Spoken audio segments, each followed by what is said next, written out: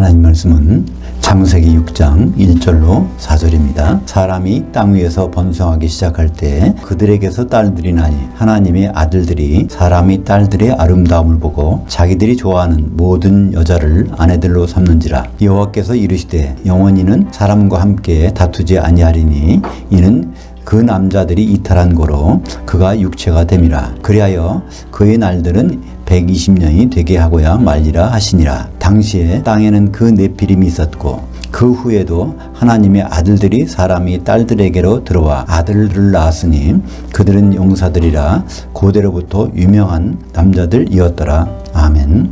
오늘 말씀을 가지고 정통도 이단도 공이 잘못 푸는 네피림과 하나님의 아들들이라는 제목으로 말씀을 나누겠습니다.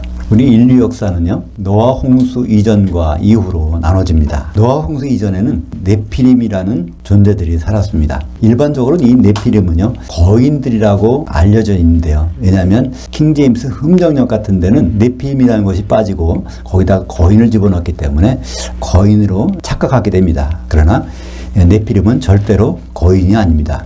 그들은 하나님의 아들들과 사람의 딸들 간에서 태어난 세속적으로 아주 유명한 용사들이었습니다. 세상적으로 볼 때는 그들이 아주 훌륭한 대단한 사람들이었지만 그들은 하나님의 길에서 탈락된 사람들이고 탈락자의 대명사가 된 것입니다. 노아 홍수에는 그래서 네피림이 다 없어졌어요. 근데 민수기 13장 33절에 보면 거기에 네피림이 등장합니다. 그래서 사람들은 네피림이 이때도 있었다, 지금도 있을 수 있다, 이렇게 말들을 하고 있는 것이죠. 민수기 13장 33절 보면 거기 네피림 후손 아낙 자손의 거인들을 보았나니 우리는 스스로 보기에도 메뚜기 같으니 그들이 보기에도 그와 같았을 것이니라. 그러니까 성경에 이 말씀이 있으니까 노아 홍수의 가나안 땅에 아낙 자손인 네피림이 있다는 것입니다. 근데 이 말이 맞을까요? 맞지 않습니다. 왜냐하면 성경에 있는 말이라고도 하나님 말씀이 아니잖아요. 예를 들어서 욥기 8장 7절에 보면 내 시작은 미약하였으나 내 나중은 심히 창대하리라. 그 말씀이 하나님이 주신 말씀이니까 우리가 비록 이렇게 초라하지만 나중에는 창대하게 될 거야. 하나님이 그렇게 해주실 거야. 이렇게 말들 하지만 그 말씀은요, 하나님 말씀이 아니라 욥의 친구 수아 사람 빌닷이 와서 한 말이고 그 말에 대해서 하나님은 그들이 잘못됐다는 겁니다. 잘못 말했다는 거예요. 그러니까 성경에 있는 말이라고 다 하나님 말씀은 아닙니다. 다른 말도 있어요. 거짓말도 있다는 말입니다. 이때 민수기 13장 13절은 누가 말한 것일까요? 가나안 땅을 정탐하기 위해서 12 정탐꾼을 보냈습니다.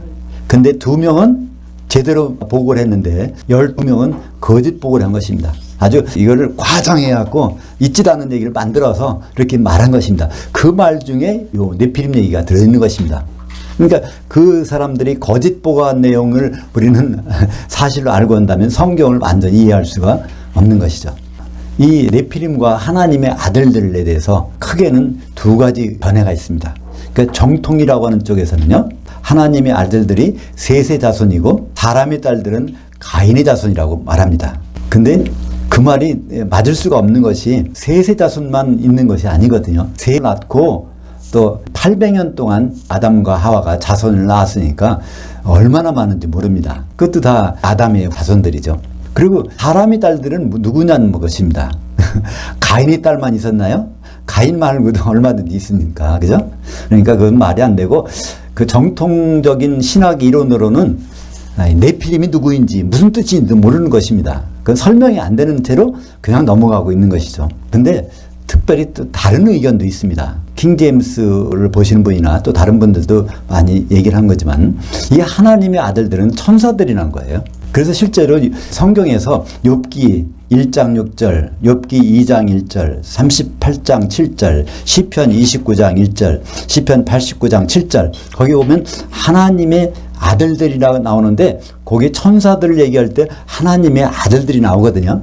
그러니까 이게 바로 천사가 사람과 결혼해서 애를 낳은 게 아니냐 이렇게 말을 하는 것입니다. 근데요, 신약이건 구약이건 히브리 말이건 헬라 말이건 아들이란 단어는요, 우리 말처럼 그냥 아들이 아닙니다. 아들이란 단어가 손자도 될 수 있고 증손자도 될 수 있고요, 또 후배도 될 수 있고 또 후계자도 될 수 있고 또 종이란 뜻도 있고요. 상당히 많아요. 문맥 가운데서 그것이 무엇을 의미하는지는 문맥을 보고 찾아야 됩니다. 근데 이 천사는요, 절대로 하나님이 낳은 아들이 아닙니다. 하나님의 생물학적 아들이 아니란 얘기입니다. 그게 어디 나올까요? 히브리서 1장 5절. 그 하나님께서 어느 때에 천사들 중 누구에게 너는 내 아들이라 오늘 내가 너를 낳았다 하였으며 또 다시 나는 그에게 아버지가 되고 그는 내게 아들이 되리라 하셨느냐? 천사는 하나님과는 그 생물학적 관계가 없다는 거예요. 하나님의 일을 찬양하고 도와주고 옆에 하는 그런 일꾼으로서의 아들이라고 한 것이지 어떤 하나님이 낳았다거나 아들이라거나 그런 것은 아니라는 것이 성경에 있지 않습니까? 더욱이 예수님도 말씀하셨어요. 마가복음 12장 25절. 사람이 죽은 자들 가운데서 살아날 때는 장가도 아니가고 시집도 아니가고 하늘들에 있는 천사들과 같으니라. 천사는 시집가고 장가가지 않는다는 것이 예수님의 단언하신 말씀인데 이 말씀이 어떤 분 그래요. 마태복음 22장 30절에는요. 거기에 하늘에 있는 천사라고 이렇게 돼 있거든요. 거기는 단수의 하늘이에요. 그러니까 셋째 하늘에 있는 천사는 결혼하는데 근데 이 하늘들에 와서는 결혼할 수도 있대. 이렇게 해석하는데요. 거기에 마가복음 12장 25절에는 하늘들에서 활동하는 천사들은 절대로 시집가고 장가가는 일이 없다는 것입니다. 그렇다면 네피림을 생산하는 하나님의 아들들은 누굴까요? 이 문제, 난제입니다. 그러니까 여기에 대해서 명쾌하게 해석이 나온 거는 지금까지 제가 알기에는 아무도 없습니다.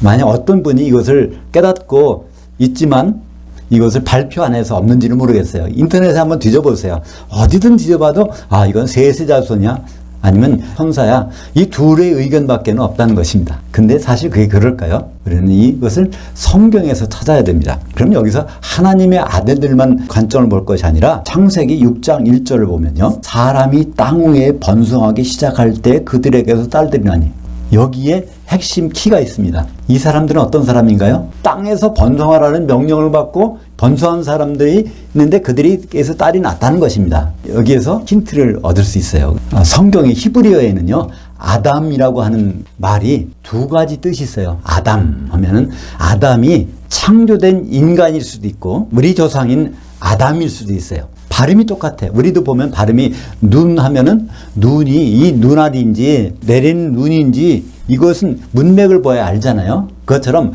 히브리어에서도 아담 하면은 이것이 처음 인간인지 창조된 인간인지 흙으로 우리 조상 아담인지. 근데 우리 조상 아담이 흙으로 빚었다는 건 알 수 있습니다. 잘 알아요. 그죠? 왜냐하면 아담은 흙의 티끌로 빚었기 때문에 흙이라는 단어 아다마에서 이제 우리 조상 아담이 만들어진 겁니다. 근데 창조된 인간은 재료가 없이 생겼어요. 창조된 인간은 하나님이 형상대로 창조하셨는데 형상은 바로 그 피에 있다고 하셨으니까 피가 있는 존재로 만들었다는 것입니다.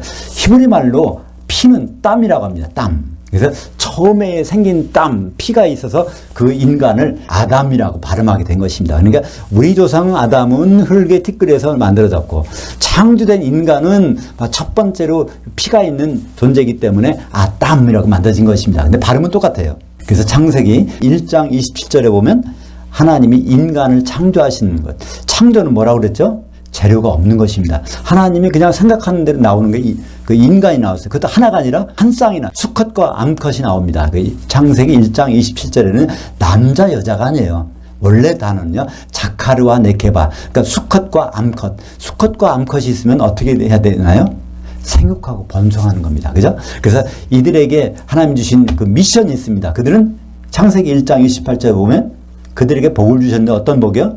생육하고 번성하고 땅에 충만하고 땅에 정복하고 모든 들짐승들을 길들이는 역할을 그들에게 맡겨주신 것입니다. 왜냐하면 나중에 노아 홍수 후에 아담의 후손들이 세상에서 퍼져나갈 때 마음 놓고 노아 홍수 후에 짐승들이 알아서 인간을 두려워한다고 나왔어요. 창세기 9장 1절부터 보면 거기에는 짐승들이 사람을 무서워한다는 거예요. 왜 무서워할까요? 창조된 인간이 길들여놔서 아담의 후손들을 잘 살 수 있도록 해놓으신 것입니다. 그러니까 아담은 흙의 티끌로 빚어서 거기다 뭘 집어넣었죠? 영을 집어넣었어요. 그러니까 창조된 인간에는 영이 없는데 우리 조상 아담에게는 이 영이 들어있는 것입니다. 근데 아담에게는 어떤 명령을 주셨나요? 땅에 흩어서 생육하고 번성하라. 그런 명령이 아니라 에덴 동산을 지키라는 말입니다. 에덴 동산이라는 것은요, 에덴은 하나님의 기쁨입니다. 하나님의 기쁨을 잘 경작하고 지키는 것이 아담이 사명했었어요. 근데 에덴 동산에서 선악과 사건 때문에 쫓겨나지 않습니까? 쫓겨나서 생육하고 번성하라고 안 했어요. 뭐라고 했습니까? 클을 경작하는 일을 맡아서 하라는 것입니다. 땅을 경작하는 것. 땅에서, 이 땅은 결국은 신약 성경에서는 교회를 나타내죠. 땅의 머리가 되신 예수 그리스도, 그게 교회가 아닙니까? 그래서 이 아담은 창조된 인간하고 달라서 어떤 모형이죠? 로마서 5장 14절에 보면 오실 자의 모형이라. 그러니까 다시 오실 예수님의 모형이 창세기에 나오는 그 우리 조상 아담이라는 것입니다. 그러니까 아담이 하와와 혼인했듯이 다시 오실 예수님은 바로 신랑으로 오셔서 교회가 신부로 준비되면 혼인하실 그분이라는 것입니다. 그러니까 창조된 인간의 일과 아담의 후손들의 일은 전혀 다른 것입니다. 그럼 가장 중요한 건 뭘까요? 아담은 영이 있는데 바로 영을 잘 보존하는 일이 하나님이 우리에게 바라시는 일인 것입니다.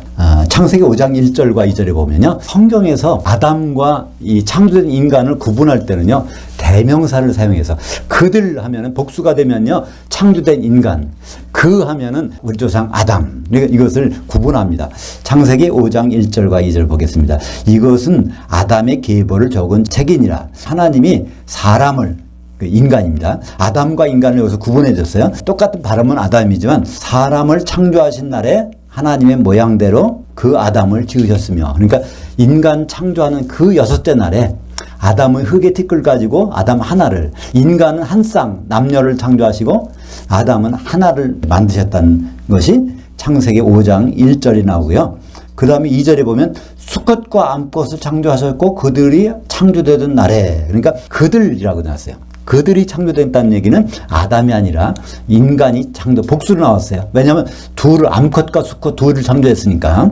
창조하시던 날에 하나님이 그들에게 복을 주시고 생육하고 번성하라는 복을 주시고 그들의 이름을, 그의 이름이 아니고 아담이 아니고 그들의 이름을 사람, 인간이라 일컬으셨더라. 그들의 이름도 아담이 된 것입니다. 6장에서도 마찬가지입니다.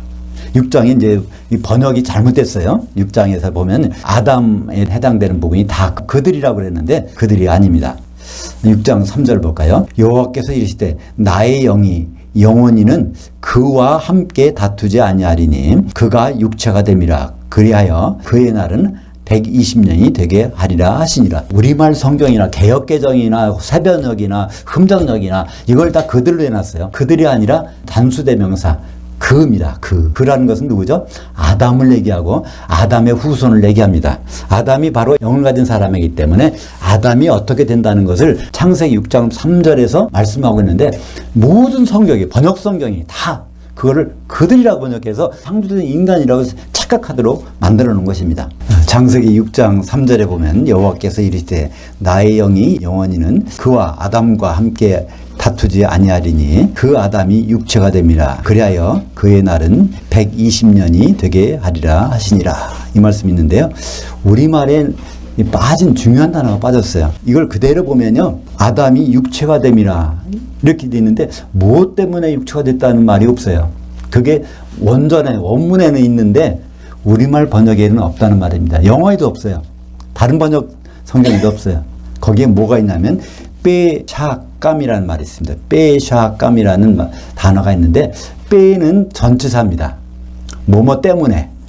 샤감이라는 말은 샤가라는 말의 남성 복수형인데요. 샤가라는 것은 길을 이탈했다. 그러니까 그 남자들이 길을 이탈했기 때문에 그들이 육체가 돼버렸다는 얘기입니다. 그러니까 하나님의 영이 들어가 있는 아담의 후손들이 그들이 길을 이탈해서 그 영이 빠져나간 육체가 됐다는 얘기입니다.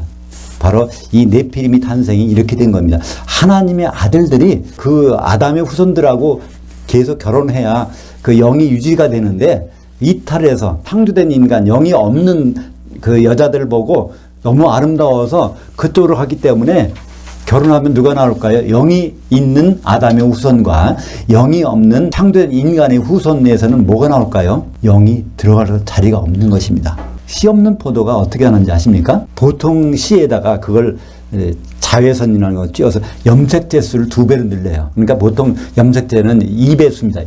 2x라고 하면 자외선을 찧으면 4x가 되는 거예요. 그럼 그 4x 된 씨에다가 보통 시 2x 되는 C를 교접하면 거기서 열리는 포도는 3x짜리가 됩니다. 홀수짜리가 되면 C가 없어지는 거예요. 바로 이 영이 있는 아담의 후손들이, 그 아들들이 영이 없는 사람이 딸들하고 혼인해서 나오는 것은 당연히 영이 있을 자리가 없는 것이죠. 나의 영이 그 아담과 다투지 아니하리니 그것은 영이 있을 자리가 없어진다는 것입니다. 그렇게 되면 시간이 가면 어떻게 될까요? 그게 시간이 가면 갈수록 계속 그런 결혼이 이루어지면은 다 낳는 자손마다 전부가 영이 없는 자손으로 충만하게 됩니다. 그럼 하나님의 영이 집어넣은 목적이 상실되는 거예요. 그 영이 있어야 거기로 누가 오십니까? 예수님께서 오시는 길인데, 그래서 창세기 6장 3절에는 아주 중요한 전치사구 빼샤감이 빠졌어요. 빼샤감은 그 남자들이 하나님의 길에서 이탈해 갔으므로 그들이 육체가 됩니다. 그러니까 육체가 됐다는 얘기는요, 혼만 있지 영인 들어갈 자리가 없다는 그 말씀입니다. 그래서 하나님은 경고를 하셨어요. 뭐라고 하셨죠? 그들의 날은 120년이 되도록 하겠다. 그러니까 120년의 기간을 줄 테니까 그때라도 돌이키라고 하는데 결국은 돌이키지 않다가 노아의 홍수가 난 것이죠. 그래서 결국은 그 네피림은 그때 다 없어진 것입니다. 이 네피림이라는 단어는요, 나팔이라는 히브리어 동사에서 나왔습니다. 이게 제가 들고 있다가 이게 떨어지면 이게 나팔입니다. 나팔. 히브리 말로 나팔이에요. 이 나팔이 복수가 되면요, 네필림이라고 합니다. 임자가 붙으면요. 그러니까 그래서 네피림이라는 단어는 원래는 발음이 네필림이에요. 네필림은 하나님의 계획 가운데서 떨어져 나간 사람들입니다. 그래서 이 네피림이 언제 굉장히 많았다고요? 노아 홍수 전에 무척 많았던 거예요. 그런데 이 네피림이 바로 하나님의 계획에서 떨어져 나간 사람들이 보기에는 어땠다고 돼 있어요? 창세기 6장 4절에 보면 그 당시에는 그 네피림이 있었고, 그러니까 노아 홍수 전에, 그 이전에도 네피림이 있었다는 얘기입니다. 그러니까 첫 번째 네피림이 누굴까요? 1호 아담의 자손 중에서 첫 번째로 창조된 인간과 결혼한 첫 번째 사람 있죠? 네, 가인이죠. 가인이 결혼을 룩 땅에 가서 결혼했잖아요. 그러니까 거기에 창조된 인간들이 살고 있는 데 가서 결혼했어요. 그러니까 가인까지는 영이 있었어. 근데 가인의 후손부터는, 에녹부터는 영이 없는 자손들이 나온 것입니다. 그래서 당시에는 그 네피림이 있었고, 그 후에도 하나님의 아들들이 사람의 딸들에게로 들어와 아들들을 낳았으니 그들은 용사들이라. 그러니까 그 후에, 그러니까 가인 이후에도 언제까지? 노아 홍수가 날 때까지는 계속해서 네피림들이 행상이 됐다는 얘기입니다. 근데 그들은 용사들이라는 거예요. 이거를 거인이라고 번역했는데 거인이 아닙니다. 용사들인데, 용사라는 것은 아주 힘있고 뛰어난 사람들이라는 거예요. 그죠? 그 깡패 세계에서도 깽에서 보면은 거인이라고 두목이 아니잖아요. 아주 신장은 작지라도 아주 독한 사람이 있단 말이에요. 그러니까 이 네피림이 아주 독한 사람이었단 말이에요. 그래서 얼마나 독한 사람인지 고대부터 유명한 사람이라는 거예요. 이름난 사람들. 세상적으로 유명하고 이름난 사람들인데 사실은 하나님 보시기에는 탈락자들입니다. 왜 이런 말씀을 성경이 기록했을까요? 이것은 우리 보고 우리도 언제든지 탈락자가 될 수 있다는 겁니다. 그거를 경고해 주기 위해서 우리에게 그 말씀 하신 것입니다. 하나님은 아담에게만 왜 영을 집어넣었을까? 그러니까 낳는 대로, 자손 낳는 대로 여기다 영을 다 집어넣으면 될 텐데 왜 창세기 2장 7절에 아담에게만 영을 집어넣었을까요? 한 영이 퍼지기 위해서. 말라기서 2장 15절에 말씀이 있습니다. 그에게는 영이 충만하였으나 하나님 아버지께는 영이 얼마든 있었지만 오직 하나를 만들지 아니하셨느냐? 아담에게만 집어넣지 않았느냐? 어찌하여 하나만 만드셨느냐? 이는 하나님의 씨를 얻고자 함이라. 그러니까 예수 그리스도를 보내기 위해서 아담에게만 영을 집어넣었다는 것입니다. 갈라디아서 3장 16절에 보면 오직 한 사람을 가리켜 내 씨라 하였으니 곧 그리스도라. 갈라디아서 3장 19절에 율법은 약속하신 씨가 오시기까지 있을 것이라. 그래서 하나님이 아담에게만 영을 집어넣었던 이유는 그리스도가 오시는 통로로 사용하시려고 하신 것입니다. 사실 아담과 하와는요, 오늘날 어떤 모형일까요? 아담은 그리스도, 하와는 교회입니다. 예수님이 오실 때 이 교회가 신부로 준비해서 혼인한 그 계획을 아담과 하와를 통해서 우리에게 밝혀주고 계신 것입니다. 그래서 창세기 2장 24절에는요, 성경 히브리 말 중에서 가장 강력한 의지메일, 첫 번째 나오는 의지메일의 문장이 창세기 2장 24절입니다. 그 그 말씀은 하나님은 내는 이것만큼 반드시 이루어야 말기라 하는 뜻이 담겨 있지 않습니까? 창세기 2장 24절 잘 아시는 대로 그러므로 남자가 부모를 떠나 그의 아내와 합해서 둘이 한 육체를 이룰지로다. 그건 바로 아담이 하와를 만난 순간에 하나님은 이 말씀하셨어요. 이게 무슨 말씀인지 아무 신학자도 몰랐어요. 그걸 언제까지 몰랐을까요? 사도 바울에게 계시로 하나님이 이것을 일러주실 때까지. 그래서 그것이 에베소서 5장 31절에 창세기 2장 24절이 나오고요. 그것을 풀어준 말씀이 5장 32절입니다. 이 비밀이 크도다. 나는 그리스도를 향하여와 교회를 향하여에 대해서 말하는 것이니라. 그러니까 예수님이 오셨던 목적, 혼인하시려고 오셨습니다. 그러니까 바로 혼인할 수 없으니까 뭘 해야 돼요? 그 피로 교회를 사셔놓고 그 교회가 잘 준비가 되면 다시 오셔서 혼인하시려고. 그것이 성경 창세기부터 요한계시록까지 흐르는 하나님의 비밀이고 하나님의 계획인 것입니다. 그래서 교회는요, 이미 정원이 된 상태, 우리는 다 이미 결혼하기로 작정이 돼 있어요. 중매쟁이 누굴까요? 고린도후서 11장 2절에 사도들은 중매쟁이라는 것입니다. 내가 사도로서 너희를 정결한 헌어로 한 남편인 그리스도께로 이미 중매를 해놨느니라. 요한계시록에 보면 음행이라는 말이 굉장히 많이 나와요. 그 음행은 무엇일까요? 이미 정혼이 됐는데 다른 세상의 즐거움, 다른 데다 눈길을 뺏기는 것을 요한계시록에서는 다 음행이라고 합니다. 그래서 심지어는 어떻습니까? 그 말세의 마지막 시대의 교회의 대표가 바로 큰 성 바벨론, 큰 음녀 교회가 아닙니까? 그가 뭐라고 고백합니까? 나는 여왕으로 앉은 자요. 그러니까 예수님이 왕으로 오실 필요가 없다는 겁니다. 교회가, 성도들이 그런다는 거예요. 그리고 나는 과부가 아니라 나는 남편이 필요 없다는 것입니다. 그게 바로 마지막 시대 교회의 본 모습이 요한계시록 18장 7절에 분명히 나와 있습니다. 그러니까 교회는요, 시간이 지나면 지날수록 점점 예수님과 혼인하는 건 잊어버리게 돼 있어요. 어떤 교회가 그 말씀을 선포합니까? 거의 선포 안 하잖아요. 해도 결국 각자가 예수님이 신부라고 하는 것이지, 분명히 한 처녀로 중매됐다고 그러는데, 우리가 한 처녀가 된다는 말은, 한 신부가 된다는 것은 아무도 말씀을 안 해요.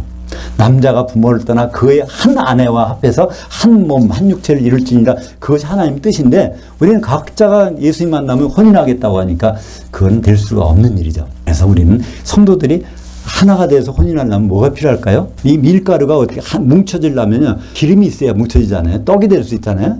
그래서 우리는 성령의 기름이 필요한 것입니다. 그분을 만났을 때 우리는 성령의 기름이 있는 자는 한 덩어리가 돼서 혼인할 것이고, 그렇지 못하면 불 섞인 유리바다 지옥에 던져지는 것입니다. 그래서 예수님은요, 재림 때, 오늘 창세기 6장 1절부가 4절 사이에 읽은 것처럼 내가 다시 올 때는 창세기에 나오는 노아 홍수가 일어나기 전 그 시대와 똑같다고 말씀하십니다. 한번 볼까요? 마태복음 24장 38절부터 39절까지. 홍수 전에 노아가 방주에 들어가던 날까지 사람들이 먹고 마시며 장가들고 시집가고 있으면서 홍수가 나서 그들을 다 멸하기까지 깨닫지 못하였으니 인자 임함도 이와 같으리라. 그러니까 노아 홍수 때 이 네피림들, 이 사건 나는 것이 깨닫지 못한다는 거예요. 그것을 보면 여기 먹고 마시며, 그 먹고 마시는 게 뭐 잘못입니까? 그게 먹고 마신다는 얘기는요, 먹고 마시는데 육체적인 일만 신경 쓰지 영적인 일에는 신경을 안 썼다는 것입니다. 홍수가 날 때까지. 그리고 시집가고 장가가는 건 어떤 말이었죠?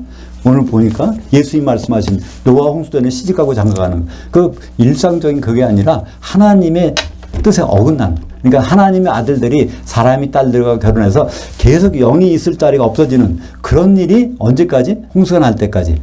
근데 그들이 깨닫지를 못했다는 것입니다. 왜 그런지. 그러니까 우리가 예수님 오신다 그러지만은 우리가 뭐 때문에 오시는지, 그리고 어떤 일이 벌어지는지 우리는 예수님 오실 때까지 깨닫지 못한다는 거예요. 그러니까 창세기 나오는 창세기 6장에 노아 홍수 전에 있던 일들이 바로 예수님 오시기 전에 그대로 재현된다는 것을 예수님이 분명히 우리에게 말씀해 주신 것입니다. 바로 창세기 네피림 사건. 네피림은 거인이란 뜻이 아니라 탈락자, 영이 없어져서 탈락한 사람들. 그러니까 우리가 성령이 소멸된다면 우리도 탈락자가 되는 것입니다. 열처녀의 비유처럼 바로 기름을 준비하고 있던 그들, 성령이 준비된 사람들과 그것을 준비하지 못한 사람들이 운명이 갈리지 않습니까? 바로 우리는 마지막 때 주님 만났을 때 네피림으로 운명이 결정되는 그런 일이 있어서는 안 될 것입니다. 거듭나면요, 하나님이 자녀로 입적이 돼요. 그걸 생명책에 등재된다고 하는데, 우리가